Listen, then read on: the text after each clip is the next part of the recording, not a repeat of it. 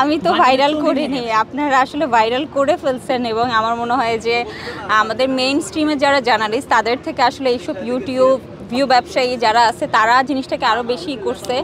So যেটাই হোক আমি অলওয়েজ নেগেটিভটা অ্যাভয়েড করি, ট্রাই করি আসলে অ্যাভয়েড করার, পজিটিভ থাকার ট্রাই করি। সো আসলে কি হচ্ছে আমাদের নিজেদের কাজের ব্যস্ততায় সব কিছু মিলিয়ে আসলে ফেসবুকে কতটা কি হচ্ছে এটা আসলে আমাদের দেখার সময় হয়ও না, আর যে নেগেটিভিটিটা তারা ছড়াচ্ছে ওইটা আসলে আমাদের উপর কোনো ইম্প্যাক্ট আসলে পড়ে না।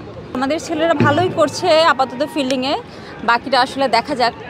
আসলে এটা তো আসলে আমরা জিতি হারি যেটাই হোক, আজকে খুশি মনে বাসায় যেতে চাই, যেহেতু আজকে আমাদের লাস্ট ম্যাচ এই টুর্নামেন্টের, এরপর ফাইনালে চলে যাবে।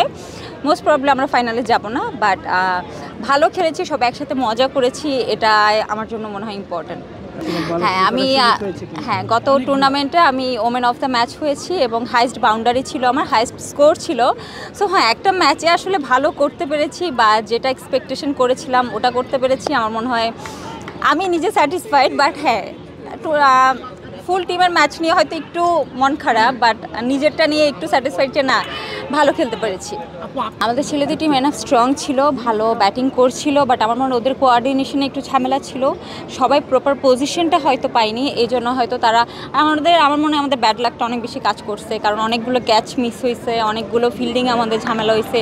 এই জিনিসগুলো আসলে লাক, ক্রিকেটে আমার মনে হয় লাকটা অনেক বড় ব্যাপার, বাট সবাই আসলে কেউ তো আসলে চায় না নিজের টিমটা হেরে যাক। সো সবাই বেস্ট ট্রাই করেছে, আমরা যদি ফাইনালে নাও খেলি সবাই আসলে খুশি মনে বাসায় যেতে চাই যে না আমরা ভালো করেছি, সবাই চেষ্টা করেছি। প্রফেশনাল জগৎ যেটা মডেলিং বা অভিনয়, সেই জগৎ আর ক্রিকেট জগৎটা টোটালি ডিফারেন্ট, কারণ ক্রিকেট খেলাটা আমরা আসলে টিভিতে দেখে অনেক সহজ মনে করি, বাট খেলাটা অনেক বেশি কঠিন এবং মাঠে আপনি যখন নামবেন আপনার আসলে আমার মনে হয় অর্ধেক জিনিস আপনার মাথা থেকে বের হয়ে যায়, যেটা সত্যি কথা। আরেকজন যখন বোলিংটা করে বা ব্যাটিংটা করে, আমার ব্যাটিংয়ের সময় বলটা যে আসছে এটাই অনেকে দেখে না, ওই জিনিসটাই সবাই মেজারমেন্টটা করতে পারে না। সো আসলে এটা অনেক বড় একটা এক্সপিরিয়েন্স। ইনশাআল্লাহ নেক্সট বার হয়তো আরও ভালো খেলার চেষ্টা করব, এই জিনিসগুলো মাথায় রাখবো এই টুর্নামেন্ট থেকে আসলে যে জিনিসগুলো আমরা শিখেছি। ভবিষ্যতে সিনেমা বা নাটকে ইনশাআল্লাহ ইচ্ছা আছে ভাইয়া।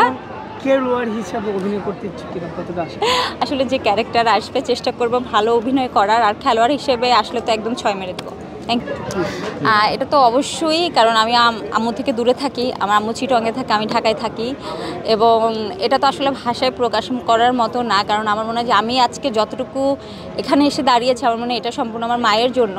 সো উনি আমার জীবনে অনেক বড় একটা ভূমিকা রাখে, কারণ আসলে আমরা মা ছাড়া সবাই অচল, এবং আমি এতটুকুই করবো, সবাই ওনার জন্য দোয়া করবেন উনি যাতে সুস্থ থাকে, ভালো থাকে। খেলাতে আসার সময় মা কি কোনো টিপস? আমার আম্মু অনেক এক্সাইটেড ছিল গতকালকে, কারণ আমার আম্মু বলছে আমি তোর জন্য অনেক দোয়া করছি, এর জন্য তুই জিতছস, কারণ গতকাল আমি ওমেন অফ দ্য ম্যাচ হয়েছিলাম এবং হাইস্ট বাউন্ডারি ছিল, এবং আমার থেকে সে বেশি এক্সাইটেড ছিল। আমি বলছি আমি যা যা গিফট পাইছি সব তোমার কাছে পাঠিয়ে দিব। For more updates, follow us on Facebook, subscribe our YouTube channel, get the latest update on www.daily-sun.com.